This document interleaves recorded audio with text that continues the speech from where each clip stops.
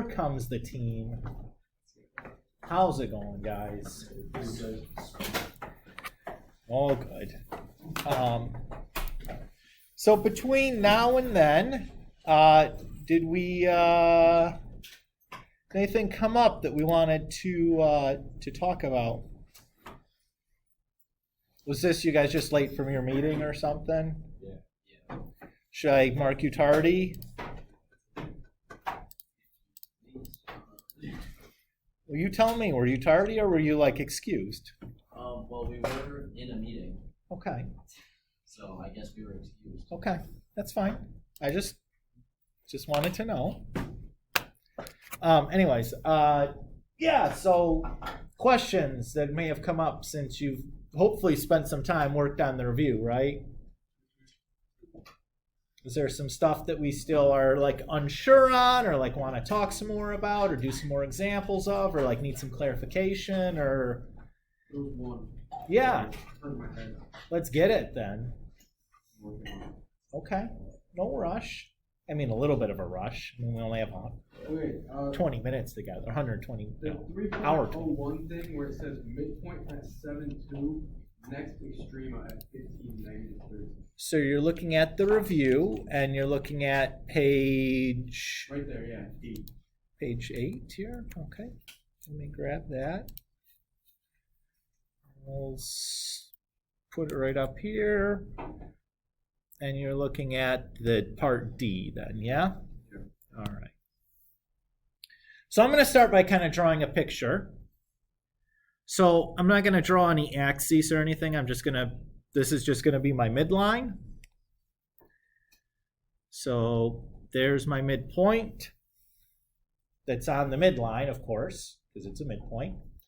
And it says the next extrema is at 15, negative 13. Should that be above the midline or below? Above. Below. Oh, yeah. How can I tell? Negative. Yeah. Looking at the y coordinate, it's smaller than the y coordinate on the midline, right? So it should be down here somewhere. Cool so far? So we'll draw like part of my graph. And then I'm going to draw, just hypothetically, the rest of one full period, okay? So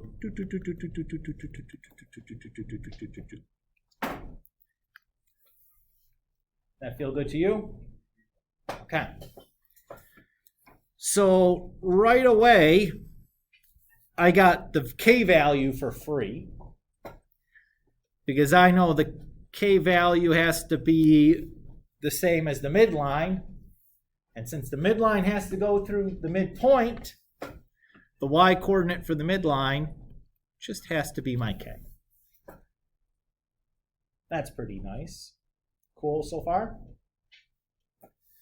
The amplitude is the same as the absolute value of A. That's the distance from my midline to my extrema. So I'm going from positive 2 down to negative 13. How many units did I move to do that? 15. 2 units down to 0, and then 13 more units down to negative 13. So 15 total units. Still cool? Okie dokie. Next thing we'll do is figure out our C value. To do that, we're going to need to figure out the period. So I'm going to first look at the solid red part of my graph and try to figure out how much of a period that is. Does it look like a half, a third, a fourth, a fifth, a sixth, a tenth? What do you guys think?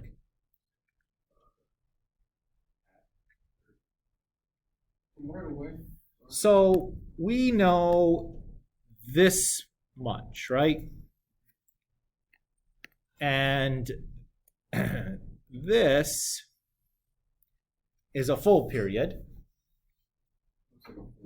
It is a fourth. That is correct. So the way to remember this is that extrema to midline, every one of those sections is a quarter of a period, regardless of the situation. So from extrema to midline is always a quarter. which means extrema to extrema is a half, right? Because it's 2/4. So I have 1/4 of a period. And then I'm going to be looking for the distance, the horizontal distance from here to here, right? So going from 7 to 15 was how many units? 8. So I can multiply both sides by 4 to get period by itself. So one period is 32 units. So I can say then that 2 pi absolute value c is the same thing as a period, right? And so if I divide both sides by 2 pi and choose my positive answer, I got that c is 16 over pi. So far, so good. Leo. Can you explain why k equals 2 again? Yeah. So the midline is y equals k, right? Yeah. Okay. Yeah, I understand that. And so it's got to go through the y coordinate of the midpoint. You're good? Yeah. Okay. Everybody else still doing good? 3 things to do. Decide whether we want to use sine or cosine. Figure out where the a should be positive or negative, and then find the value for h. Which one do you want to use, Rami, sine or cosine? Cosine. Okay. Could you have used sine also in this situation? Yes, please. Yeah, you could easily use either one because you know both a midpoint and an extreme point. So either is going to be fine. You chose cosine though, and that's perfectly fine. Either of them will be easy, in fact. So from cosine, we're going to use the point 0, 1. And which point do I have to pair 0, 1 with? Point or the Yeah, which one though? That's the big question. maximum. Okay, so we have a minimum or we have the midpoint, right? Because this is the min here. Oh yeah, extreme. So we want the I'm minimum. using 15 and assuming it's the maximum. You're looking at the wrong coordinate, my man. Yep. Good. So you have to match a cosine. The point 0, 1 has to go to an extreme point. So that's good. Notice that one is a max and the other is a min. What does that tell me about my A? Has to be negative. If they were both maxes, then A would be positive. So far, so good. So we picked cosine. We found the sign on A. The last thing we need to do is figure out our h. Since the x-coordinate from our parent function is 0, the h then has to be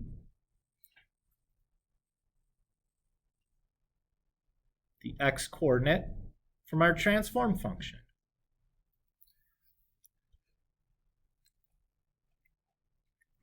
And now we got everything that we need. Notice that instead of writing 1 over c, I'm just going to write the reciprocal of c. Just makes it a little bit cleaner.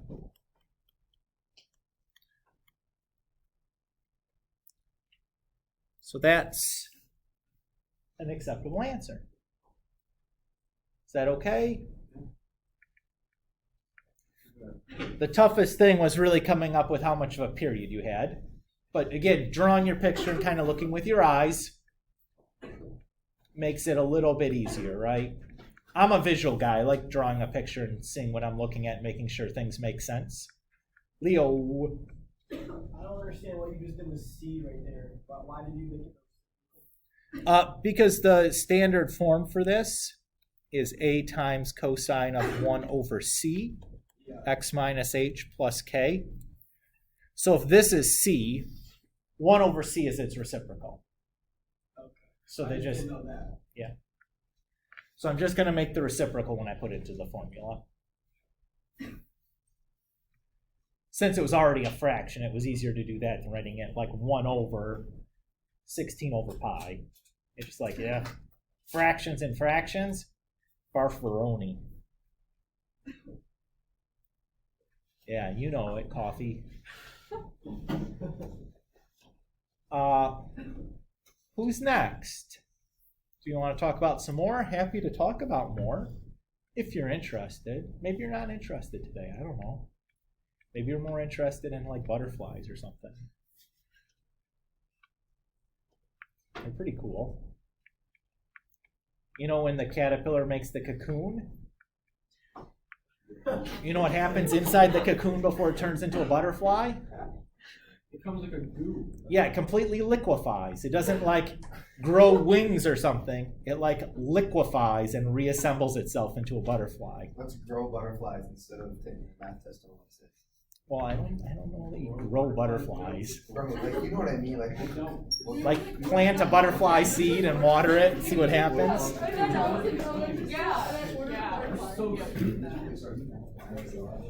Michigan? Yeah, no. Anyone else with math questions? Leo. The sinusoids. Yeah. So these questions here. Yes. Yeah, I'm not going to Can you just do one? Yeah. Anyone's fine. Okay. So the simplest version is one like A. And what makes this the simplest version is that the point we're given is a free point. So you can assume this point could be a midpoint, it could be a maximum, it could be a minimum, it could be any type of midpoint. Like, it doesn't really matter. Just all our graph has to do is go through that point somewhere. So it could be sine or cosine. So we can easily use sine or cosine. I don't know why my computer's been doing this. It's been doing this all day, blinking in and out. It's getting aggravating. So far, so good? Okay. We're told the amplitude is 6 right away from that. We know that A is 6, or the absolute value of A is 6. Cool? Since the period is 4 pi, right away we can say 2 pi times the absolute value of C is equal to 4 pi. When we divide both sides by C, right away I get that C is 2 pi, because we're always going to pick a positive value for C. So far, so good. All right. So should I pick sine or cosine to do this? Is one going to be easier than the other? No. Yes. In this problem, sine is going to be the easier one to pick. That's the one that I would pick. We don't have a midpoint or anything. No. You have any point you want. Negative 4, 3 is just a point. Could it be a midpoint? Sure. That's what I'm going to choose it to be. Yeah, I don't like that whole thing where you can kind of just like decide stuff. It just needs to be on your curve somewhere. Yeah. Where would be the easiest place for it to be? The midpoint. At the midline, right. Because guess what kind of stuff I get from that? It feels like construct the sinusoid equation, not a sinusoid. I don't know. Same thing with like the ones you draw the little pictures for. Mm-hmm. Oh, you don't like that it could be like the fourth extreme after there and I just like pick it to be next to each other? See, you like making your life hard. I'm not about that. Maybe I just don't like that it feels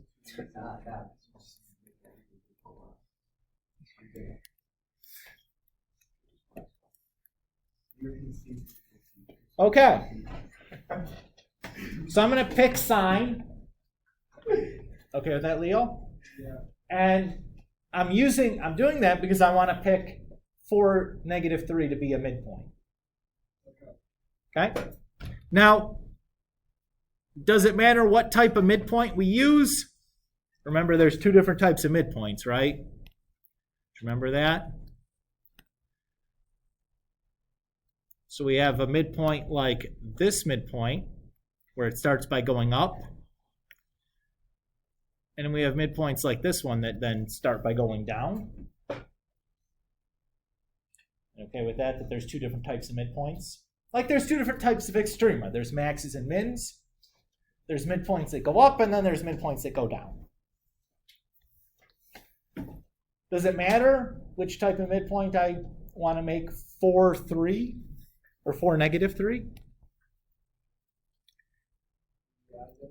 Yeah, I'm just going to make it match whatever 0, 0 was. In fact, I don't even really need to remember that 0, 0 is an up midpoint. I'm just going to pick it to match. Why is that important? Tells me that the A is positive. Now, if I made the A negative here, would I get the answer wrong? No. Because all you've done there is implied you're picking the other kind of midpoint. Still's going to go through it. Still fine. So far, so good? Since the x-coordinate of my parent function is 0, what is the h got to be? 4. And because the y-coordinate of the parent function is 0, what's k got to be? -3. And I'm all done now. If I just do like the x times c plus h, would I also find my k or y? Yeah, so you're saying that you want to do like x transformed is equal to like c times x parent plus h? Yeah. Or y transformed equals a times y parent plus k? Yeah, you could do that. Let's just illustrate what would happen. So if I did this, I'd be saying -3 is equal to 6 times 0 plus k. And 6 times 0 is 0, and 0 plus k is k. So I just have k equals -3. So that works also. Sure. I like choosing sign because I don't have to do any of that mumbo jumbo. Just like everything just comes out for free. You know what I mean?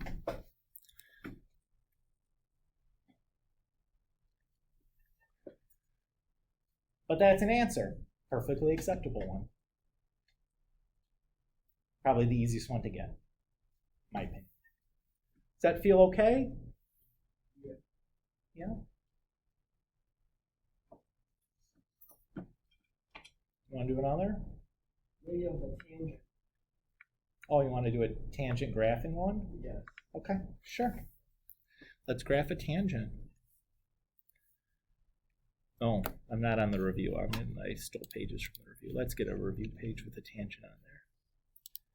How about B? Does B look good to you? Looks really good. Oh, yeah. That B is a looker. All right. I would begin by writing out my values for A, C, H, and K. A is -1. A is -1. I noticed that before that, even though when I looked at this, that it's already in a form that I don't have to worry about factoring, right? Because there's not any addition or subtraction going on inside the parenthesis. Factor 0. What's the C? C is 1/2, right? Yes, sir. Come on. And the now. H? H is 0. No, -1. No, you're right. 0. And the K is? -1. There you go. Talk to me. Leo, you happy with that? Yes, I understand. Okay. And then we'll write our transformation map.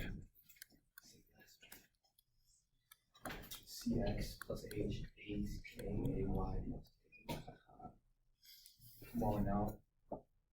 So in our case, when we plug in our values, 1/2 x and then -y minus 1.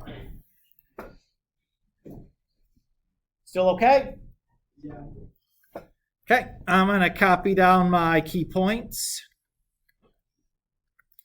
Do you guys have to memorize the key points? Of course not. No. No. Is the honors class have to memorize it? No. But they have to memorize everything else, and I give you, I think, almost everything you could ever need on this test. Right, did we talk about this in this class or the other class? Talk about what? The stuff that, the formula stuff that, You already told us. okay. Yep. I couldn't remember who we talked about it with.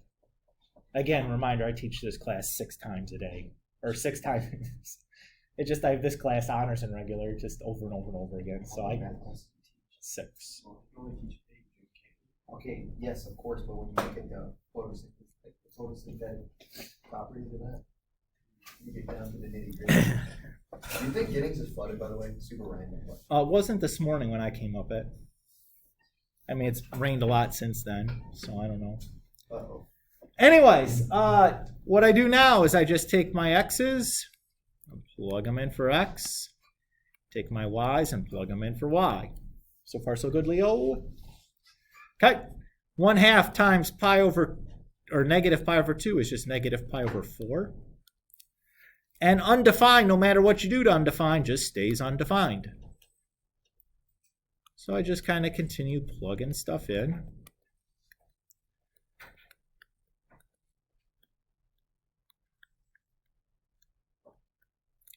If any of this you're unclear about how I did the arithmetic, you could holler at me and I'll go through it in more detail, but So nothing has changed so far between like a tangent and sine and cosine.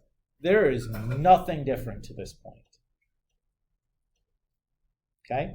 Here's where the difference comes. Sine or tangent graphs have asymptotes. Where do the asymptotes go? Where it's undefined. So I'm going to have a vertical asymptote at negative pi over 4 and positive pi over 4. That's the first thing I would do when I'm going to graph these things. So if this is a half here, this would be positive 1/4. Right? Half of a half is 1/4.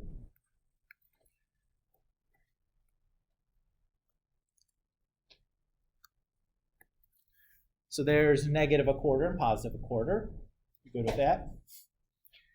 And then I'll plot my points. So an 1/8 is halfway in between 0 and 1/4, right?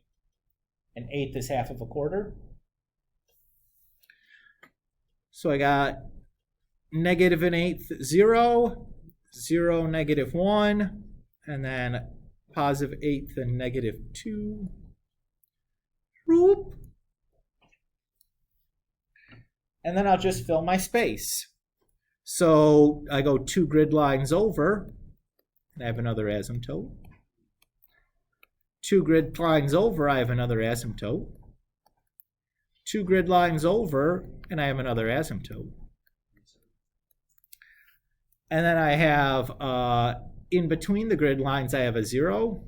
On the grid line, I'm at negative 1. In between the grid lines, I'm at negative 2. And then I connect it. And I just repeat that as many times as I can with the space I have provided.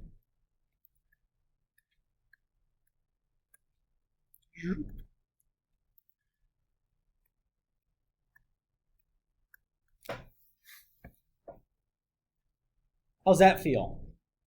Pretty easy. Pretty easy, right? You just got to remember the asymptotes, but, you know, same process as the other ones, which is nice, right? Like, if we can make it the same every time, like, that's a pretty good deal.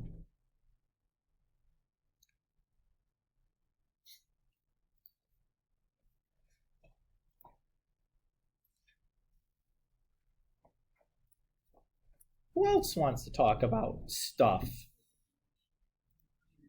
We can do more or not. If you're not interested anymore, we'll just move on to the next stuff. I just figured I'd give you some chances. Anybody else with question? Okay then. I need you